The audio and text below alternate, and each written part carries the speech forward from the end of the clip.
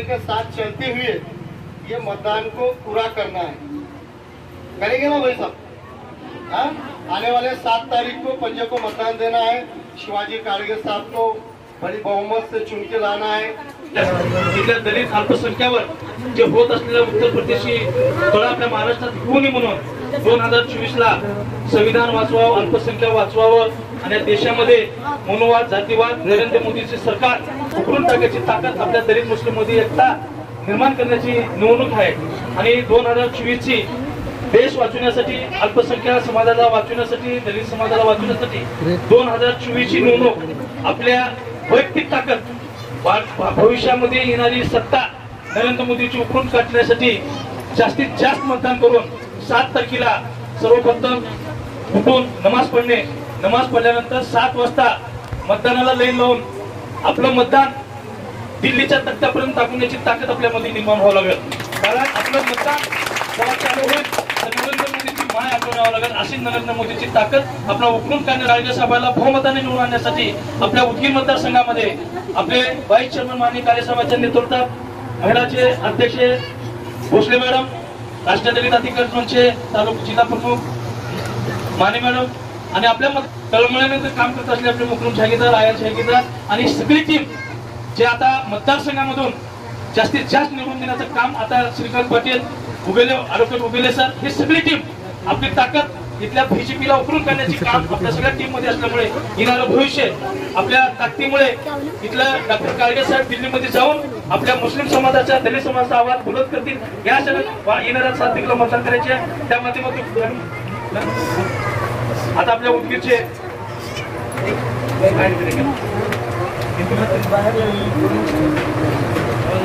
आपल्या तालुक्याचे ज्याने मतदारसंघामध्ये ग्रामीण भागामध्ये आपल्या वकिलाचे नेतृत्व केलेले आपले ॲडव्होकेट उगेले सर, आज तुम्ही निवृत्ती सांगवे साहेब असतील, मुकरमभाई असतील, ह्या सगळ्यांनी कितीतरी प्रयत्न केले तर आजचा लढा हा तुमच्या घरकुलाचा असेल किंवा कबाल्याचा असेल, हा प्रचंड ताकदीचा आणि कायदेशीर लढा झालेला आहे। येणाऱ्या काळामध्ये या सगळ्या गोष्टीला जर नियमाकुल करायचं असेल, चांगलं स्वरूप द्यायचं असेल, आपल्याला कबाले पाहिजे असतील, आपल्याला जर घरकुल करायचे असतील तर या कायद्यामध्ये सुधारणा होण्याची गरज आहे। जर हे सुधारणा जर करायची असतील तर आज आपण जर पाहिलं काँग्रेसचा जाहीरनामा तुम्ही जर पाहिला तर काँग्रेस सरकारने जाहीर केलंय की जी घरं दारिद्र्य रेषे स्वरूपातली असतील, बिलो पॉवर्टी लेवल मध्ये 25,000च्या उत्पन्नावरच्या महिला असतील, त्या प्रत्येक महिलेला वर्षाला 1 लाख रुपये त्याच्या खात्यावर टाकण्याची घोषणा काँग्रेस सरकारने केलेली आहे।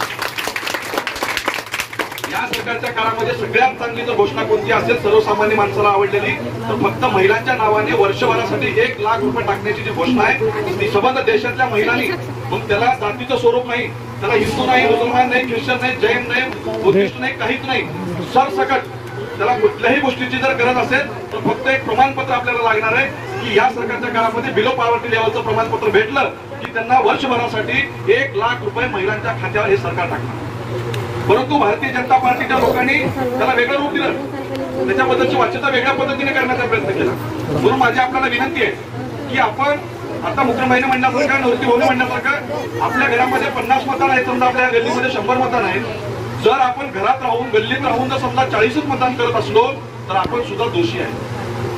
लक्षात घ्या, या सरकारला जर खाली खेळता येत असेल, या सरकारपासून जर आपल्याला मुक्त व्हायचं असेल, आपलं जीवन सुखी बनवायचं असेल, धर्माधर्माचं राजकारण जर तोडायचं असेल, जातीचा वाद जर मिटवायचा असेल, तर माझी भगिनींना विनंती आहे की या प्रभागातील 100% महिलांनी येणाऱ्या 7 तारखेला घराघरातनं वेळ काढा, लेकरा बाळाची व्यवस्था करा, कुणापासून लेकरू द्या, रांगेत थांबा, थोडा वेळ लागेल, बूथवर 1200 मतापेक्षा जास्त मतं नाहीत, सकाळच्या पहिल्या टप्प्यामध्ये 8 वाजेपर्यंत आपलं मतदान करून घ्या आणि 100% मतदान झाल्याचा निरोप जर या गल्लीतनं गेला तर या देशाचं, या सरकारचं चित्र वेगळं होऊ शकते, मला 100% आशा वाटते।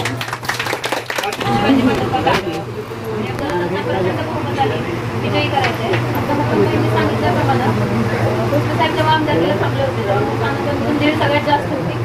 मला सगळ्यांना आपल्याला विनंती करायची की त्याच प्रमाणे आपल्याला आताही मतदान करून घ्यायचे आणि सगळ्यात जास्त लीड शिवाजी काळगे यांना प्रचंड बहुमताने आपल्याला विजयी करायचं।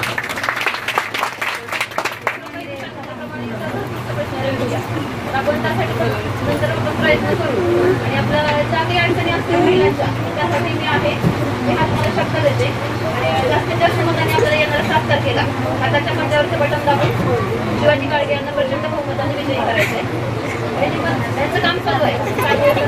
मुंबई असं त्यांचं काम चालू आहे.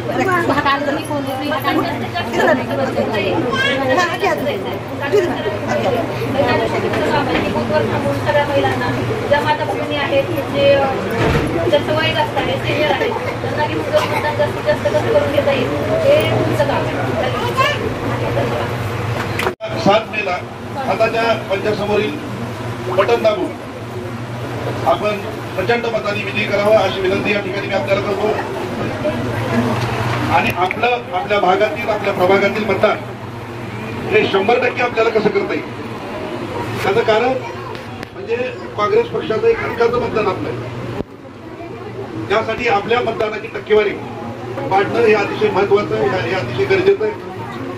त्यामुळे प्रत्येकाने हा विचार केला पाहिजे की आपल्या कुटुंबातील म्हणजे 9 मतदार असतील, वयोवृद्ध असतील, 85 वर्ष ज्यांचं वय त्याच्यापेक्षा जास्त आहे त्यांच्यासाठी निवडणूक आयोगानं मतदानाची घरीच सोय केलेली आहे. त्यामुळे प्रत्येकाचं मतदान हे आपण कसं करता येईल याचा कसं करून घेता येईल याचा विचार सर्व माता भगिनीने करून 100% मतदानाचं रेकॉर्ड उदगीरमध्ये आपल्या प्रभागातून व्हावं अशी मी विनंती आपल्याला करतो. आता ताईंनी सांगितलं की आता निवडणूक आहे, पण निवडणुकीनंतर सुद्धा त्यांनी अपेक्षा व्यक्त केली प्रीतीताईकडून, इथल्या पदाधिकाऱ्यांकडून की आपण या भागामध्ये यावं, संपर्कात राहावं, इथल्या अडीअडचणी बाबतीत आपण मार्ग काढण्याचा प्रयत्न करावा. ताई मी आपल्याला सांगू इच्छितो की निवडणूक झाल्यानंतर सुद्धा सागवेचे असतील, मुक्रमभाई असतील, यांच्या माध्यमातून उदगीरमधील सर्व पदाधिकारी आपल्या संपर्कात नक्की राहतील आणि त्या तत्वाला ज्या विचाराला आपण मतदान करताय त्या विचारातूनच, त्या सर्व धर्म समभावाच्या विचारातूनच आपल्या संपर्कात राहून आपल्या अडीअडचणीवर मार्ग काढण्याचा प्रयत्न नक्की करतील.